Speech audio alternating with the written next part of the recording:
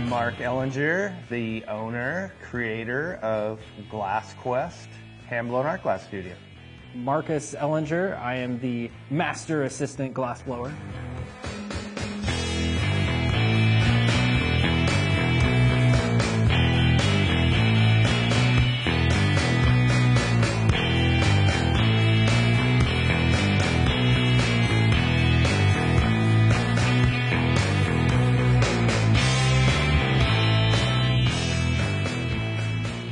An ad in the paper after seeing Dale Chihuly's very first Channel 9 special, and I went and applied down at this place that was starting a glass blowing company.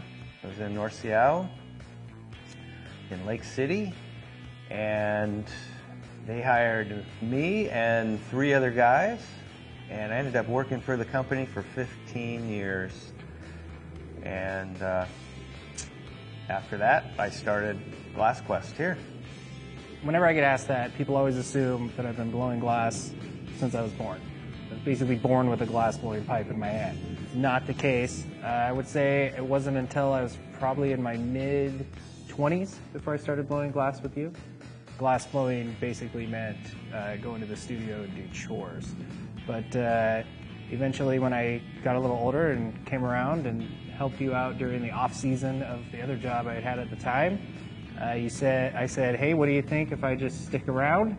And you looked at me and said, we'll see how that goes. So I think it's going pretty good. It's going okay so far. Yeah.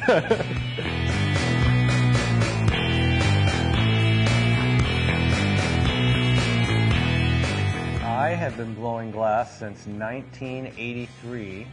If my math is right, I'm going on 38 years. Longer than you haven't. Been doing it longer than I haven't. That's what I tell people. I tell people that too, and that kind of gives away my age. And I've been blowing glass with you for right about 13 years. I think that's about right.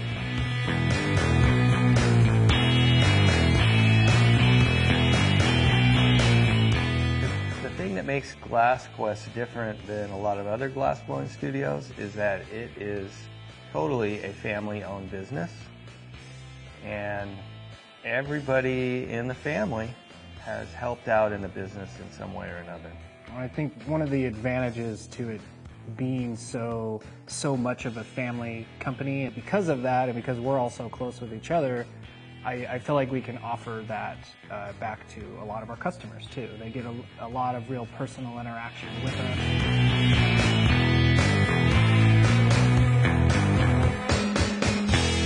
Yeah, there's a stiff competition every time that we blow glass.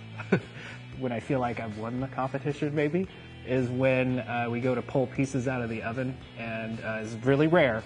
But when you'll look at a piece and you'll come over and bring it over to me and tell me something about it, or like little improvements or something that I could maybe do on it, and then I'll look at it and I'll go, you made that piece. So when you confuse a piece that you made and over what I made, it's like the best compliment I think I can get.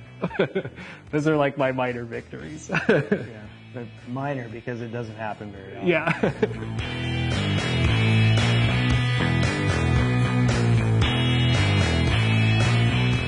Question we get a lot. Yeah, we do get that a lot.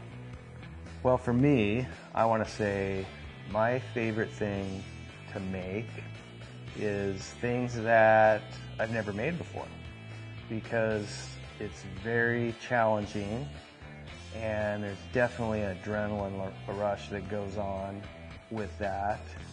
And I'm trying to make something that's in my mind's eye, and I really enjoy making that thing look like what's in my mind.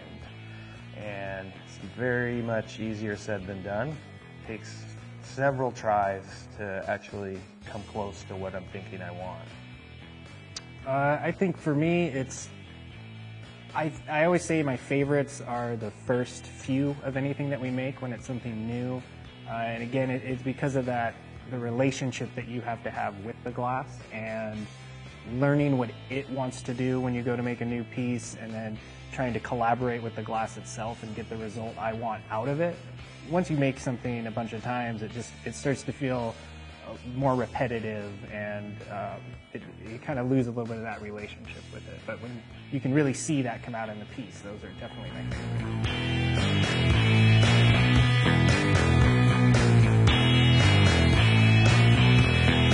Glass is very hot. It's 2,000 degrees in the melting furnace, 24/7, never gets shut off, and it's super hot. It's like honey. It's like trying to get honey out of a honey jar and keeping it on the spoon. Well, I would say it's only that hot for maybe a minute, the most, right? Like you're constantly having to reheat the piece and constantly keeping an eye on the temperature. But it goes from molten to glass hard in, I'd say like a minute maybe. That's if you get it pretty screaming hot. Yeah. But even at that point, it's still really hot. Yes, it's very hot.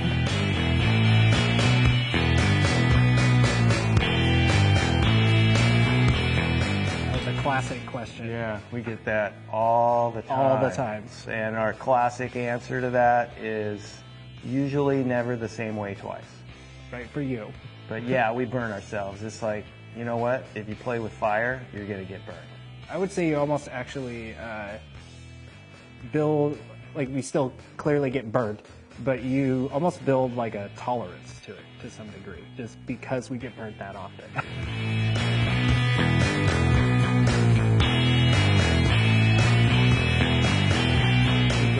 Classic question all the time. Yeah, the answer to that is yeah, everything is orange while we're making it because it's hot. I would say orange is maybe a color we use, like one of the colors we use the least probably. Unless it's like pumpkins for Halloween or something, but we're not like putting orange in everything. No. It's usually not a big seller, again, unless it's pumpkins, but yep, just like anything else, when it gets hot it glows and it tends to glow orange.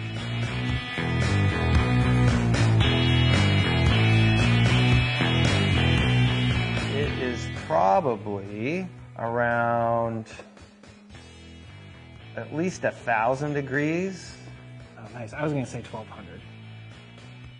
It could be 1,200. It depends on how quickly you grab it and put it away, I guess. Some pieces are going to be 1,200.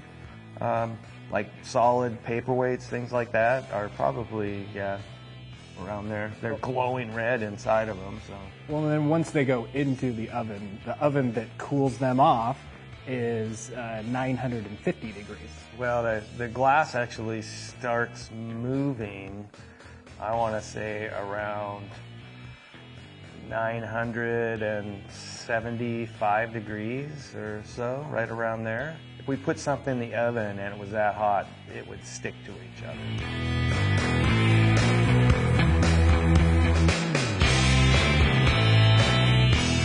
That is a major part of glass blowing.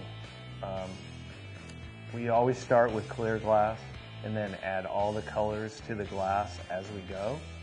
Which is glass. Which is glass. All the color is glass. It's special colored glass that's made just for glass blowing. That's one of my favorite things about glass blowing is playing around with colors. And all the colors are very different. Some are really soft and some are really stiff. And it definitely can impact how a piece will blow out or stretch out. Sometimes you'll be using colors together and they'll actually react with each other and you'll get a third color where those colors touch.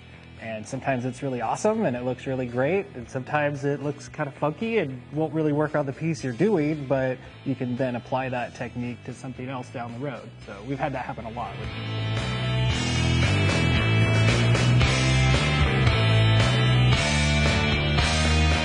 So I would recommend, before you venture out into your own glass blowing studio, definitely go and actually see some different glass blowing studios. We're a great place to start if you'd like to come visit us.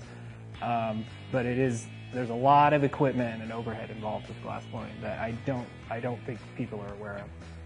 Yeah, that's very true. I usually tell people that it's probably not something they want to do, just because it's way too expensive. It's way more expensive than I thought it would be when I started. So It's really difficult to make enough glass and sell enough glass to be able to support your glass blowing habit. And so I usually tell people to start. There's lots of other ways you can play around with glass that's a lot less expensive. It's called torch working. A lot of people call it glass blowing, but it's torch work, and that's a lot less expensive. It's a good way to play around with molten glass and not have the huge equipment that you need. But you can go out and buy all the equipment. It's very readily available now, and I would say good luck to you.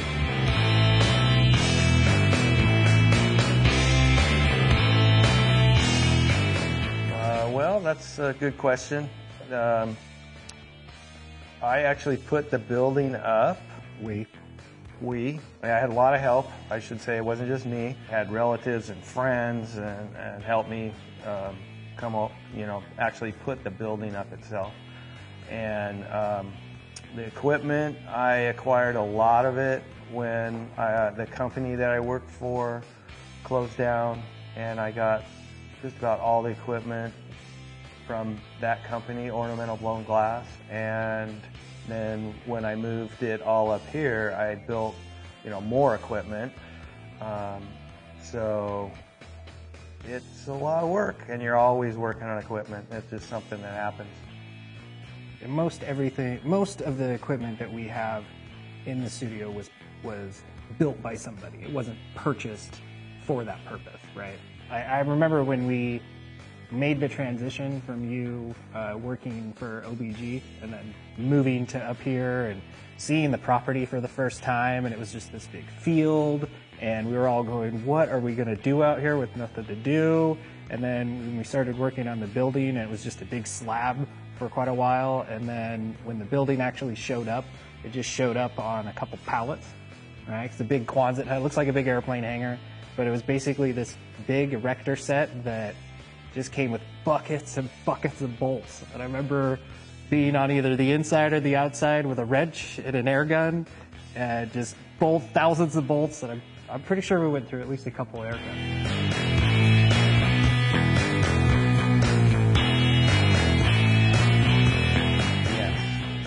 It's a lot like welding. Looking into, it's called the glory hole, where you reheat the glass. Yeah, behind us, that's it. So yeah, you have to wear protective glasses. I actually have some prescription blowing glasses that I had made because I can't see as good as I used to, especially close up. Old man glasses. Yeah, they are. They're bifocal. Just when he thought he could retire, we got him bifocal blowing glasses, and they're stuck for life. Yeah. If you just come by and visit us at the studio, it's not something you need to be concerned about if you're just going to hang out and watch us make a piece or two. But if it's going to be your profession, then yes, you need to wear eye protection, specifically made for glass blowing.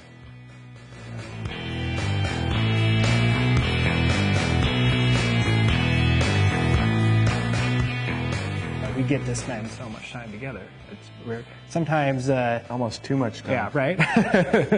But it's really nice to be able to get to enjoy a lot of that time together now, and getting to do a lot of the same things and collaborate with each other and inspire each other to make new things. And I think a lot of the pieces that we do are products of us collaborating and working together.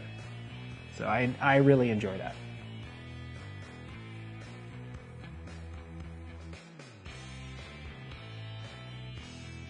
I just love being with my son, and we like a lot of the same things: music, art, movies, TV, sports. Yeah, video games not so much because I really suck at them, but yeah, sports. We have a lot in common, so we get along great. Could I be as bold as to say we're best friends?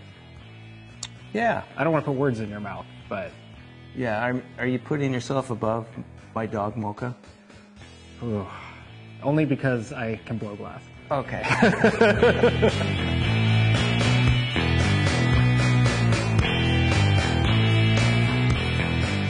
Beer, good music, and I like playing games. You know, I really like cornhole. I've gotten into cornhole lately because, you know, I am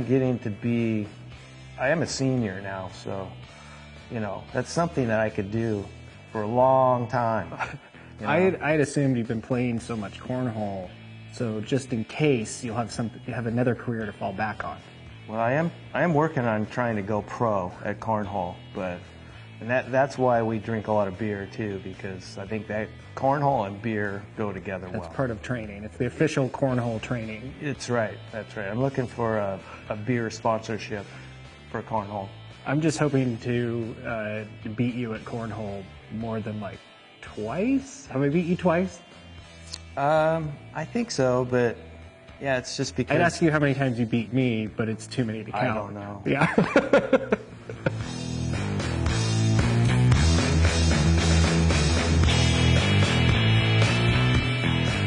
And I think we might even do a little session on a cornhole competition. Oh, great.